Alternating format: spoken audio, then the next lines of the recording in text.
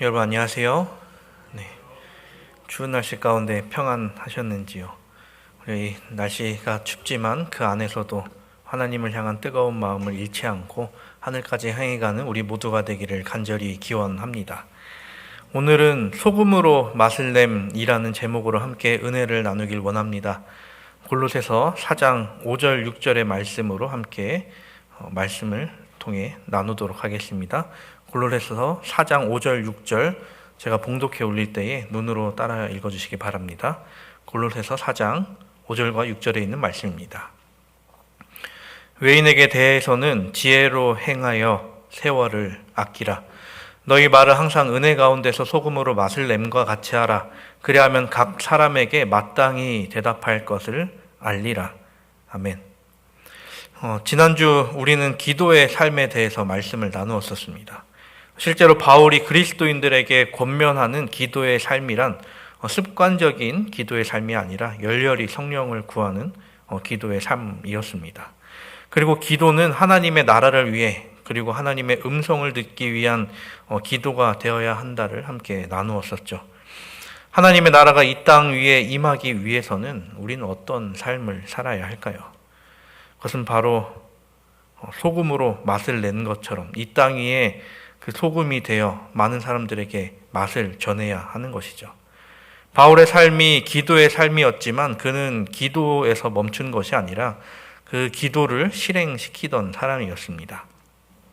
하나님의 나라를 위해 기도한 그는 실제로 자기가 밟는 땅이 하나님의 나라가 되도록 전도를 꾸준히 했던 사람이었죠. 그러한 삶으로 비록 4장 3절에 내가 이 일 때문에 매임을 당하였다라고 이야기하곤 했습니다.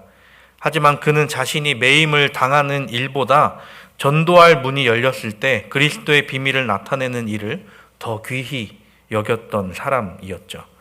그렇게 그로 인해 많은 교회가 세워지게 되었고 많은 사람이 주님께로 나아가게 되었으며 그 복음이 지금까지 이어져 올 수 있었습니다. 전도란 예수께서 다시 이 땅에 오시기까지 계속되어야 할 우리의 사명입니다. 그리고 우리는 그 사명을 받은 그리스도인입니다. 그렇게 우리가 그 일에, 그 전도의 일에 동참해야 하는 것이죠. 오늘 이 시간 우리는 전도에 관해 이야기를 나누겠는데요. 제가 전도사라는 직분으로 불리고 있지만 전도를 잘해서 전도사가 아님을 잘 알고 있습니다. 그래서 제가 전도 잘하는 법에 대해서 말씀을 드릴 수 없는 것도 어떻게 보면 당연한 일일 것입니다. 그래서 오늘은 전도라는 일에 대해 이 방법적으로 접근하기보다 어떻게 보면 전도자로서 가져야 할 어떻게 보면 기본적인 마음가짐을 함께 나누어 보려고 합니다. 오늘 본문은 처음에 이렇게 이야기합니다. 외인에게 대해서는 지혜로 행하여 세월을 아끼라. 처음에는 우리가 전도해야 할 대상인 이제 외인에 대해서 이야기를 하죠. 여기서 이야기하는 외인이란 과연 누구일까요? 이제 많은 신학자들은 이제 외인에 대해 비그리스도인이라고 이제 설명을 합니다. 아직 복음을 받아들이지 못한 사람들, 아직 그리스도 안에 있지 못한 사람들을 표현하는 단어라고 이야기합니다. 그런데 이 외인에 대해서 더 확장이 가능할 것 같습니다. 외인은 결국 나 외에 다른 사람을 뜻하는 단어로도 볼 수 있는 것이죠. 예전에 제가 학생 시절 이제 수업 시간에 교수님께서 학생들에게 해주셨던 이야기가 있었습니다. 거기에 앉아있던 대부분의 학생들은 이제 결혼 전인 학생들이었기 때문에 그 수업에서 교수님께서 물으셨죠. 여러분들이 나이를 들면 이제 결혼을 할 것인데 화목한 가정을 위해서 여러분은 가족을 어떻게 생각해야 할까요? 라고 말입니다. 그 질문에 교수님은 여러분의 배우자 그리고 자녀들을 구도자로 생각하라라는 것이었습니다. 그들이 이미 교인인 것은 중요하지 않다고 이야기하면서 그들을 구도자라고 생각한다면 말도 더 친절하게 할 것이기 때문이다라고 이야기를 하셨습니다. 사람이 살면서 가장 편해야 하는 곳은 가정이죠.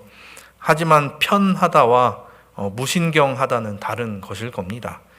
그렇게 우리는 나 자신 외에 만나는 모든 사람을 전도할 대상으로 보게 되면 우리가 다른 사람을 만날 때에 우리의 태도가 달라질 것이기 때문입니다.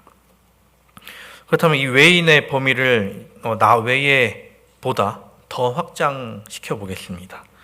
아까는 이제 나 외에 다른 사람들이라고 했는데 더 넓혀서 예수 그리스도 외에 모든 사람이라고 하면 누구까지 포함이 될까요? 나 자신도 그 외인의 범주에 들어갈 수 있을 것입니다. 나 자신도 전도해야 할 대상으로 바라본다면 나 자신에게 하는 행동도 달라지지 않을까 생각해 봅니다. 구도자가 아직 성경에 대해 모른다고 하면 성경을 알려주기 위해 여러 방법을 동원해서 알려주겠죠. 하지만 나 자신이 성경을 모를 때에는 나에게 성경을 알려주기 위해 어떤 방법을 사용하고 동원하고 계십니까? 아까 이야기한 것처럼 편하다와 무신경하다는 다른 것입니다. 나 자신에 대해 나는 나에 대해 너무나도 잘 아니까 편하게 대하는 것이 아니라 말씀에 대하여 무신경하고 있지는 않은지 우리가 자신의 삶을 되짚어 봐야 하는 것입니다. 그렇게 나 자신조차 구도자라고 생각한다면 아마 말씀을 바라보는 태도가 바뀌지 않을까 생각해 봅니다. 내가 예수님에 대한 온전한 확신이 없다면 예수님을 더 알기 위해 예수님의 생애 그리고 예수님의 말씀을 살펴보겠죠. 그리고 나 자신에게 예수님을 더 주입시키기 위해 예수님을 더 찾게 될 것입니다. 그리고 나서 바울은 우리에게 이렇게 이야기합니다. 지혜로 행하라. 우리는 지혜에 대해 성경 전반에 걸쳐 많은 이야기를 듣습니다. 그런데 이 지혜라는 단어가 상징하는 의미가 워낙 많다 보니까 그 지혜의 뜻을 전부 이해하기란 어렵기도 합니다. 이 지혜는 어떻게 보면 성경상에서 거의 이제 두 종류의 것으로 분류가 되는데요. 첫 번째는 사람이 생각하는 지혜, 두 번째는 하나님으로부터 오는 지혜입니다. 이 지혜라는 단어가 성경에 처음 등장하는 것은 창세기 3장 6절에서입니다. 여자가 그 나무를 본즉 먹음직도 하고 보암직도 하고 지혜롭게 할 만큼 탐스럽기도 한 나무인지라. 이것은 어떤 사물을 판단하는데 사람이 스스로 판단하여 지혜롭다라고 봤을 때 그것은 결국 나중에 죄로 이어지게 되는 것을 우리는 볼 수 있습니다. 그런데 이제 두 번째로 성경상에 나타나는 지혜는 요셉이 총리로 오를 때에 거론됩니다. 창세기 41장 33절에 있는 말씀입니다. 이제 바로께서는 명철하고 지혜 있는 사람을 택하여 애굽 땅을 다스리게 하소서. 그러자 바로는 요셉을 택하면서 이렇게 이야기를 하죠. 요셉에게 이르되 하나님이 이 모든 것을 내게 보이셨으니 너와 같이 명철하고 지혜 있는 자가 없도다. 그리고 이후 출애굽 시대에 와서는 하나님의 성막을 만들 때 그 성막을 만드는 그 일하는 사람들을 표현할 때도 이 지혜가 다시 한번 등장하게 됩니다. 출애굽기 35장 10절 무릇 너희 중에 마음이 지혜로운 자는 와서 여호와께서 명령하신 것을 다 만들지니 31절에 가서 하나님의 영을 그에게 충만하게 하여 지혜와 총명과 지식으로 여러 가지 일을 하게 하시되 35절 지혜로운 마음을 그들에게 충만하게 하사 여러 가지 일을 하게 하시되 조각하는 일과 세공하는 일과 청색, 자색, 홍색 실과 가는 배실로 수놓은 일과 짜는 일과 그 외에 여러 가지 일을 하게 하시고 정교한 일을 고안하게 하셨느니라.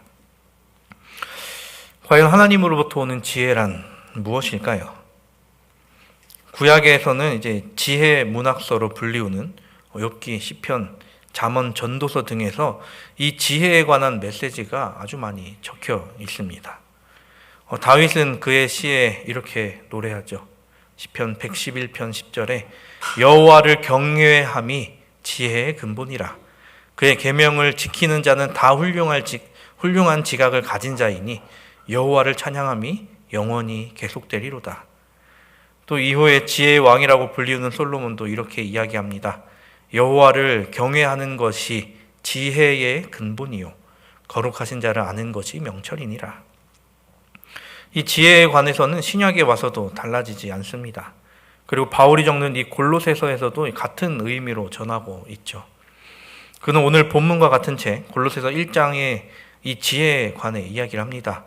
골로새서 1장 9절 10절 이로써 우리도 듣던 날로부터 너희를 위하여 기도하기를 그치지 아니하고 구하노니 너희로 하여금 모든 신령한 지혜와 총명에 하나님의 뜻을 아는 것으로 채우게 하시고 주께 합당히 행하여 범사에 기쁘시게 하고 모든 선한 일에 열매를 맺게 하시며 하나님을 아는 것에 자라게 하시고. 지혜란 하나님의 뜻을 아는 것과 주께 합당히 행하는 것을 이야기합니다. 이 지혜는 아는 것에서 멈추는 것이 아니라 실천적이며 실제적으로 이어지는 것을 의미합니다. 그러므로 외인을 향하여서는 지혜로 행하라 라는 말은 그리스도인들의 경거망동으로 인해 다른 사람들에게 비난을 사지 않도록 행하라는 권면이기도 한 것이죠. 우리는 하나님께 어떤 지혜를 구하고 있습니까? 우리가 구하는 지혜가 이 땅의 지혜가 아닌 하나님으로부터 오는 하나님을 아는 지혜가 되기를 간절히 바랍니다. 하나님의 교회를 세울 때, 하나님의 사역을 위해 우리가 나아갈 때 하나님께서는 이 세상이 줄 수 없는 지혜를 우리에게 허락하십니다. 하늘의 지혜로서 하나님의 나라를 이 땅 위에 세우고 그 하나님의 나라 안에서 행복함을 누리는 우리 모두가 되기를 간절히 바랍니다. 다음에 나오는 말씀은 세월을 아끼라라는 말씀입니다. 여기에 나오는 아끼라라는 단어의 원어는 신약성서에 딱 4번 등장하게 되는데 그 4번 모두 이제 사도 바울이 사용하였습니다. 이와 비슷한 말로 가장 유명한 말씀은 에베소서 5장 16절에 세월을 아끼라 때가 악하니라입니다. 이 세월을 아끼라는 말을 통해 우리가 시간을 아껴서 사용하라고 할 때 종종 사용하는 말씀이기도 하죠. 이 말씀은 이제 더 나아가서 선교적 차원에서 바라봐야 하는 말씀이기도 합니다. 여러분들께서 성경책을 보시면 이 부분에 각주로 다른 표현을 적어 놓은 것이 있을 것입니다. 아마 그 각주에 기회를 사라라고 기록되어 있을 것입니다. 즉 이 말씀은 우리가 외인, 즉 비그리스도인과 관계를 맺을 때 그 기회를 잡으라는 이야기인 것이기도 하죠. 이 아끼라라는 원어의 본뜻은 모든 가능성을 동원해서 구입하라입니다. 마치 땅속에 묻힌 보화를 위해 땅을 사려는 그 어떠한 사람처럼 말입니다. 즉 우리가 이 5절의 말씀을 풀어보면 우리가 전도할 대상을 만났을 때 하나님을 아는 지혜를 통하여 모든 가능성을 동원하여 그에게 복음을 전하라라는 것이죠. 우리가 그 사람을 다시 만날 수 없을 수도 있기에 우리는 그 한순간을 귀중하게 사용하라라는 말씀입니다. 어떻게 보면 그 시간은 우리보다 그 사람에게 있어서 더 중요한 시간이 될 수도 있습니다. 내가 그 사람에게 복음을 전하는 것을 쉽게 넘겨버렸다면 그 사람은 어떻게 보면 평생을 복음을 모르고 살다가 그의 삶이 끝나버리게 될지도 모르는 것이죠. 타인을 위해 산다는 것이 이런 것 같습니다. 예수님께서 우리를 위해 십자가에 달리신 것, 바울이 복음을 전하기 위해 매를 맞은 것, 그리고 복음 전파 사역을 위해 목숨을 내놓은 많은 선조들, 우리 마석교회 성도님들 또한 그러한 삶을 사시게 되기를 간절히 바랍니다. 나는 힘듭니다라고 생각할 수 있지만 하늘의 지혜를 구할 때 이 모든 것이 가능할 것임을 믿습니다. 그 믿음으로 나아가 하나님께서 우리에게 맡기신 일을 온전히 행하는 우리 모두가 되기를 간절히 바랍니다. 이어서 6절은 우리에게 이렇게 이야기합니다.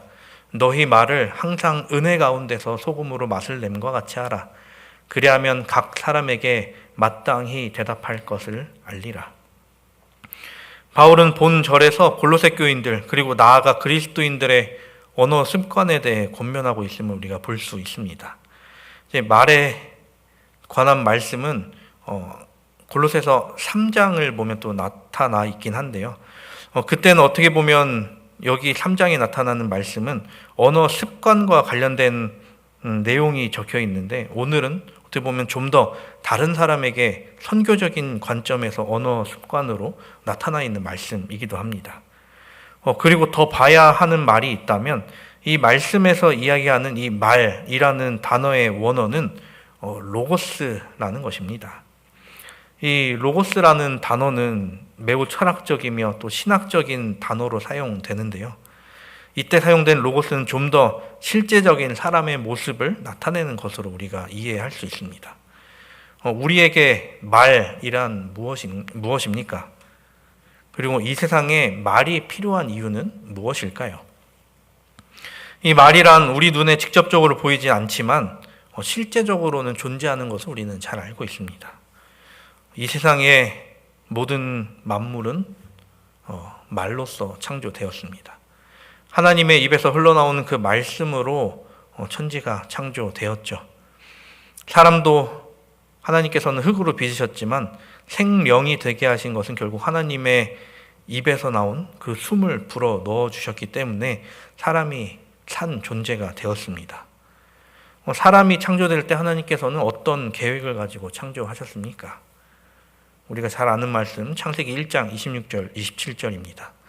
하나님이 가라사대 우리의 형상을 따라 우리의 모양대로 우리가 사람을 만들고 그로 바다의 고기와 공중의 새와 육축과 온 땅과 땅에 기는 모든 것을 다스리게 하자 하시고, 하나님이 자기 형상 곧 하나님의 형상대로 사람을 창조하시되 남자와 여자를 창조하시고, 하나님께서는 자기 형상을 닮은 존재를 만들고자 하셔서 태어나게 된 게 사람이었습니다. 그래서 사람은 하나님이 내비치시는 그 선한 형상을 가지고 태어났죠. 그렇게 선한 행실을 하고 선한 말을 하는 존재로서 살아가야 했습니다. 그런데 죄를 지은 후 사람은 악한 행실을 하게 되고 악한 말을 하는 존재로 뒤바뀌게 되었죠. 그런 사람에게 그대로 끝이 아니라 또 다른 한 존재가 내려지게 됩니다. 그 분이 바로 말씀이 육신이 되어 나타나신 예수 그리스도를 통하여 우리는 이 악한 존재에서 선한 존재로서 변할 수 있는 삶을 살게 되었죠. 그 예수 그리스도의 은혜를 통하여 우리는 다시 선하게 될 수 있는 길이 열렸습니다. 그렇기에 우리는 말과 행동이 은혜 가운데서 행해야 한다는 것입니다. 그리고 이어지는 말씀은 소금으로 맛을 냄과 같이 하라라는 말씀입니다. 소금의 가장 큰 특징은 맛을 내는 것을 우리는 잘 알고 있습니다. 이 말씀은 이전의 말씀과 같이 그리스도인이 전도할 대상을 만날 때 대화의 내용이나 방법이 매우 중요함을 이야기하고 있습니다. 이 당시 헬라인들에게 이 소금이 나타내는 것은 재치 혹은 기질을 의미하곤 했는데요. 또한 랍비들의 문헌에서도 소금은 지혜를 나타내기도 했습니다. 따라서 이 말씀은 전도할 대상과의 대화 속에서 은혜롭고 지혜로우며 재치 있는 말을 함으로써 복음을 그들 안에 녹아내릴 수 있게 하도록 하는 의미인 것이죠. 그리고 소금이 가지는 또 다른 특징은 그 안에 들어가 맛을 낸다라는 것입니다. 이것은 우리 몸속에 녹아있는 성품을 이야기하고 있는 것이 아닐까 생각해 봅니다. 그리고 우리 삶 속에서 성품을 통해 나타나는 분위기가 맛을 통해 나타난다라고 볼 수 있는 것이죠. 어떤 소금은 적절하게 맛을 내는가 하면 어떤 소금은 먹을 수 없을 정도로 짠 것을 넘어서 쓴 단계에 이르기도 합니다. 그런 소금은 건강에도 좋지 않다라고 하죠. 우리는 어떤 소금으로 우리의 분위기를 나타내고 있나요? 그리고 과도한 소금 또한 그 분위기를 망치기 때문에 우리는 적절한 분위기를 유지해야 합니다. 그렇게 말과 분위기가 갖춰졌을 때 가장 좋은 전도의 단계가 시작되는 것이죠. 어떤 한 부부가 있었습니다.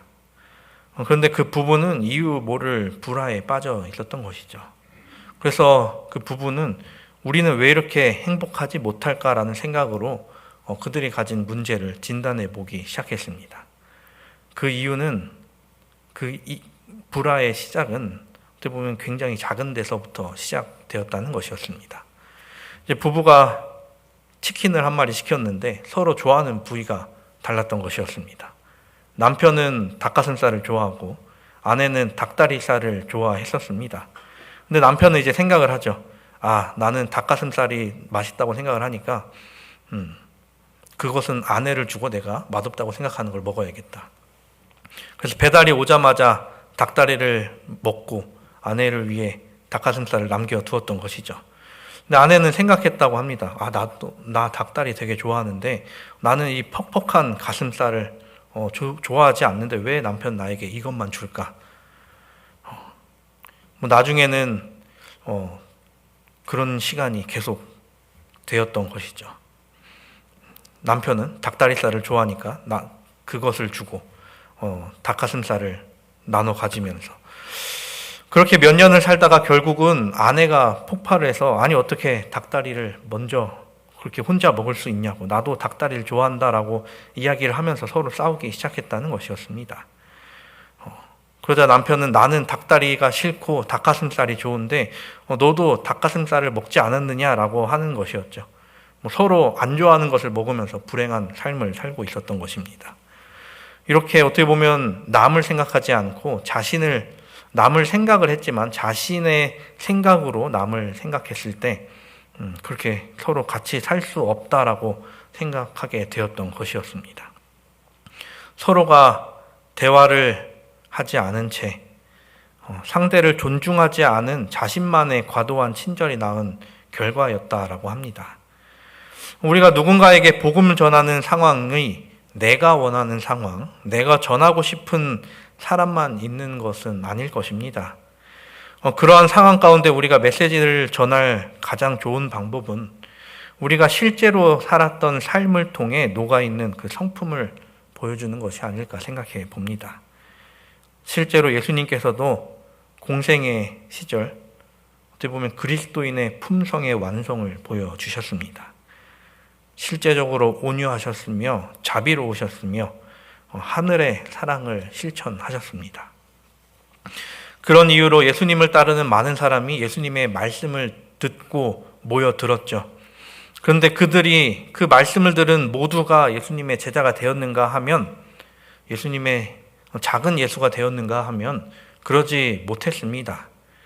예수님의 제자 역시, 예수님의 그 12제자들 역시 예수님께서 지상에 계실 때는 예수님의 모습을 조금도 닮지 못한 삶을 보여줬죠. 예수님의 승천 직후 그들이 모여서 성령 받기를 기도하고 불같은 성령이 임했을 때에야 예수님의 품성을 조금씩 닮아가고 있었습니다. 우리가 가져야 할 품성의 표준을 그분께서 보여주셨기 때문에 우리는 그 표준을 향해 나아가야 합니다. 예수님의 품성을 가진 사람이 예수님에 대해 올바로 전하지 못할 이유는 없기 때문이죠. 근데 누군가는 이렇게 이야기할 수 있습니다. 예수님과 같은 품성을 나타내는 것이 정말 가능한 일이냐? 우리가 우리 자신의 능력으로는 절대 불가능합니다. 하지만 우리는 구하는 자에게 친히 주시는 예수님의 약속을 받은 사람들이죠. 그렇게 우리가 예수 그리스도의 은혜로 말미암아 그 표준을 향해 나아갈 수 있게 됩니다. 시대의 소망 826페이지에는 우리에게 이렇게 이야기합니다. 그분은 당신의 은혜를 통해 사람들이 그리스도와 같은 품성을 가질 수 있으며 그분의 크신 사랑에 대한 보증으로 기뻐할 수 있다는 사실을 그의 종들이 증거하기를 바라신다. 그분은 인류가 하나님의 자녀라는 그 거룩한 특권을 회복하기까지는 결코 만족하지 아니하신다는 사실을 우리가 증거하게 되기를 바라신다. 사랑하는 우리 성도 여러분, 바울은 우리에게 마지막에 이렇게 이야기합니다.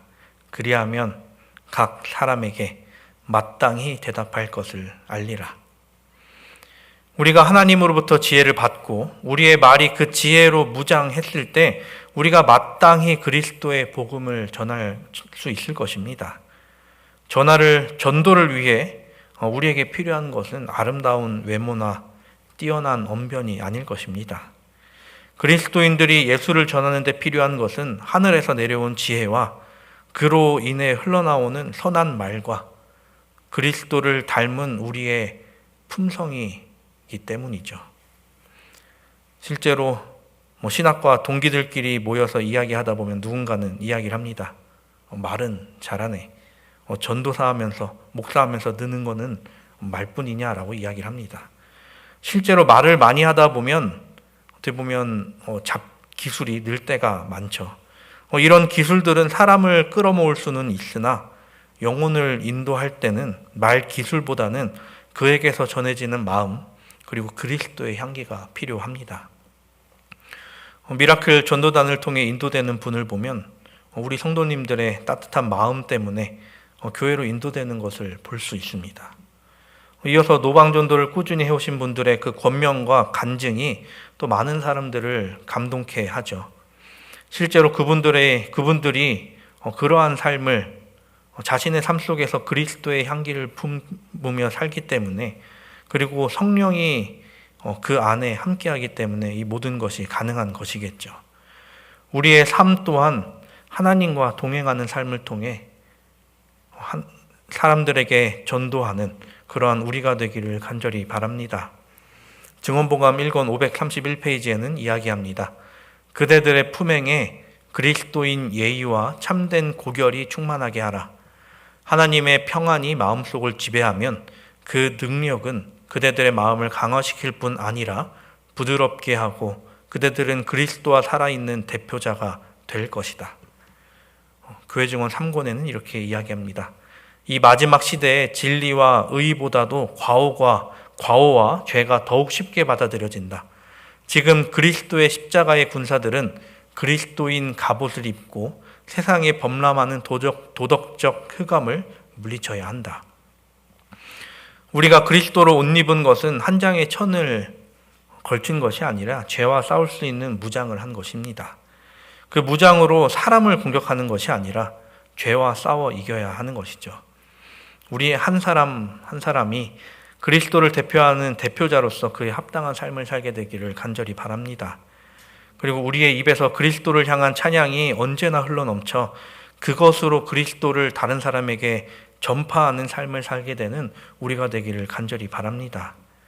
우리에게 맡겨진 그 이름, 그리스도라는 이름을 지고 가는 우리 모두가 우리의 삶 속에서 그리스도를 나타내며 우리에게 내려주신 그 사명을 이루어 나가는 우리 마석교회 성도 한 분 한 분 되시기를 바라며 말씀을 드리도록 하겠습니다.